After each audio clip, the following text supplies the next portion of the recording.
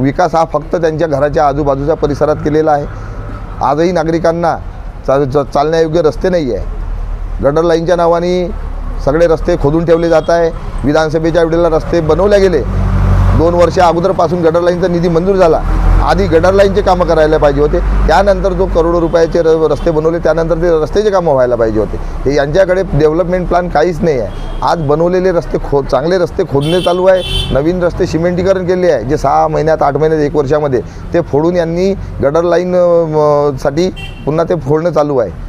एकच काम म्हणजे जो जनतेचा जो पैसा आहे याचा सर्रास यांच्याकडून महानगरपालिकेकडून आणि यांच्या जे जनप्रतिनिधी आहे सध्या आहे आमदार साहेब यांच्या मार्फत सर्रास जनतेच्या पैशाचं हे नुकसान करत आहे।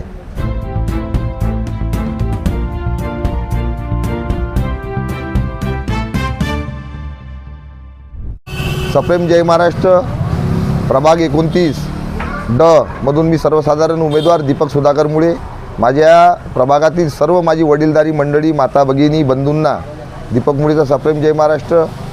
मी प्रभाग 29 या ड सर्वसाधारण गटातून शिवसेना उद्धव बाळासाहेब ठाकरे या पक्षाच्या वतीने मला उमेदवारी मिळालेली आहे। मी मागील 23 वर्षापासून हिंदू हृदय सम्राट सन्माननीय बाळासाहेब ठाकरे यांच्या आशीर्वादाने माननीय माजी मुख्यमंत्री उद्धवजी बाळासाहेब ठाकरे यांच्या आशीर्वादाने आपल्या या प्रभागामध्ये मागील 23 वर्षापासून सतत कार्यरत आहो, निरंतर सेवा देत आहो। तुम्ही या भागात एक समाजसेवक म्हणून परिचित आहात। हो, तर या भागाकरता तुम्ही कोणते कार्य केले आहेत? सन 2010 मध्ये मी ग्रामपंचायत नरसाळा हुडकेश्वर ही निवडणूक लढलो आणि जनतेच्या आशीर्वादाने मी उपसरपंच या पदावर पोहोचलो। उपसरपंच असताना या परिसरात रस्ते नव्हते, शेतीची जमीन होती।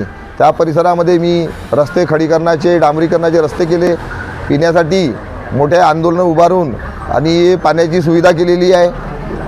रस्ते इलेक्ट्रिक पोल उभे केलेले आहेत दलित वस्तीच्या फंडामधून। प्रत्येक नगरामध्ये वार्ड क्रमांक 6 मध्ये ट्रान्सफॉर्मर उभे केलेले आहे।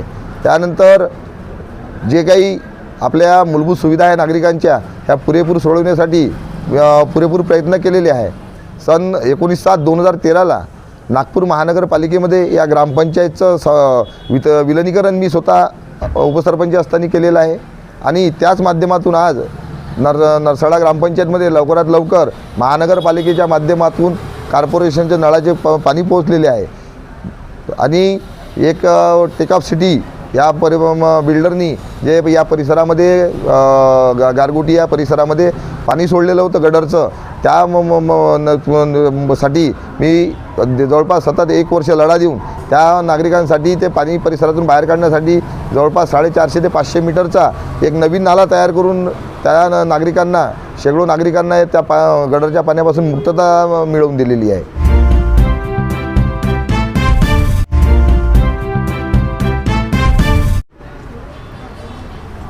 तुम्ही निवडून आल्यावर येथील कोणत्या समस्या सोडवण्यासाठी प्राधान्य द्याल तुम्ही? या परिसरामध्ये नागरिक जे आहे नरसाळा हुडकेश्वर या परिसरामध्ये जवळपास अंदाजे नाही काहीतरी 80% लेआउट हे अनधिकृत लेआउट आहे। ते बरेचसे नागरिक 100 रुपयाच्या स्टॅम्पवर कब्जापत्रावर त्यांची घरे बनलेली आहे, म्हणजे ते स्वतः घरमालक असूनसुद्धा एक प्रकारे किरायाने राहत आहे। नागपूर महानगरपालिकेच्या जे ग्रामपंचायत हस्तांतर केली त्यावेळेला सन्माननीय बावनकुळे साहेब यांनी आश्वासन दिले होते की मी तुमचं पूर्णतः डेव्हलपमेंट चार्ज 1 रुपयाही लागणार नाही, तुमचा कर माफ मी केलेला आहे आणि तुम्हाला 1 रुपयाही डेव्हलपमेंट चार्ज लागणार नाही। तोपरी मी शासकीय निधीतून हे पूर्ण तुमचा डेव्हलपमेंट चार्ज जमा केलेला आहे। या आश्वासनावर मागची पंचवार्षिक केला जे 4 नगरसेवक निवडून आले होते या प्रभागातून याच आश्वासनावर आले होते, परंतु NITच्या मार्फत या स्थानिक नागरिकांना आज दिशाभूल केली जात आहे।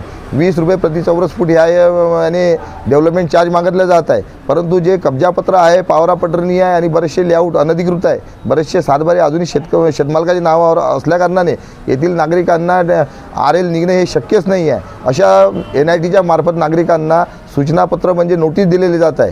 त्यांना म्हटलं जात आहे की ज्यांचे कब्जापत्र आहे त्यांना तुम्ही रजिस्ट्री सादर करा. ज्यांचे पॉवर ऑफ अटर्नी आहे त्यांनाही म्हटलं आहे की आपण रजिस्ट्री सादर करा. आणि ज्यांचे रजिस्ट्री आहे त्यांना म्हणता की तुम्ही 7-12 फेरफार करून सादर करा. आणि नागरिकांनी जे 3,000 रुपये भरलेले आहे हे 3,000 रुपये त्यांना वापस परत मिळणार नाही असं त्या नोटीसमध्ये स्पष्ट उल्लेख केलेला आहे.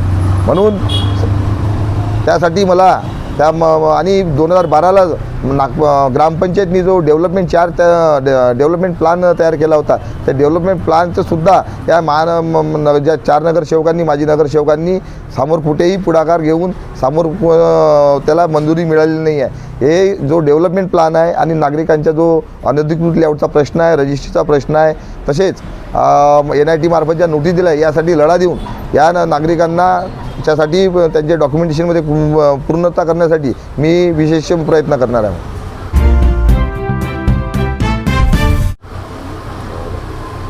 शेवटी तुमची या प्रभागातील मतदारांना तुम्ही काय आवाहन कराल? मी एकच मतदारांना आवाहन करेल, आपण मागील 25 वर्षापासून सन्माननीय बावनकुळे साहेब यांना आमदार म्हणून निवडून दिलेला आहे. त्यांची जिल्हा परिषद होती, पंचायत समिती त्यांच्या हातात होती, ग्रामपंचायत त्यांच्या हातात होती. मागची पंचवार्षिकसुद्धा हे भारतीय जनता पार्टीच्या 4ही नगरसेवकांच्या हातात होती.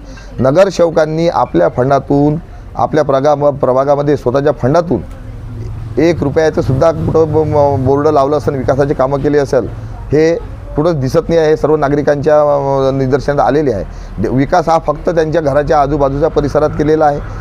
आजही नागरिकांना चालण्यायोग्य रस्ते नाही आहे. गटर लाईनच्या नावाने सगळे रस्ते खोदून ठेवले जात आहे. विधानसभेच्या वेळेला रस्ते बनवले गेले. 2 वर्ष अगोदरपासून गटर लाईनचा निधी मंजूर झाला.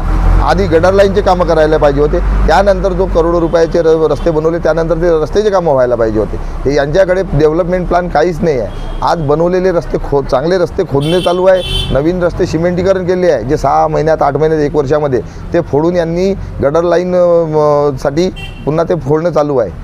एकच काम म्हणजे जो जनतेचा जो पैसा आहे याचा सर्रास यांच्याकडून महानगरपालिकेकडून आणि यांच्या जे जनप्रतिनिधी आहे सध्या आहे आमदार साहेब यांच्या मार्फत सर्रास जनतेच्या पैशाचं हे नुकसान करत आहे.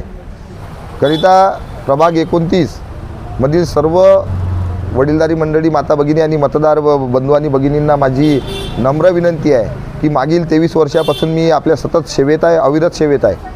माझी जे कामं आहे हे कामं बघूनच आपण मला मतदान कराल. मशाल या चिन्हासमोरील बटन दाबून आपण मला प्रचंड बहुमताने विजयी कराल अशी मी आपणा सर्वांना हात जोडून नम्र विनंती करतो. जय हिंद, जय महाराष्ट्र.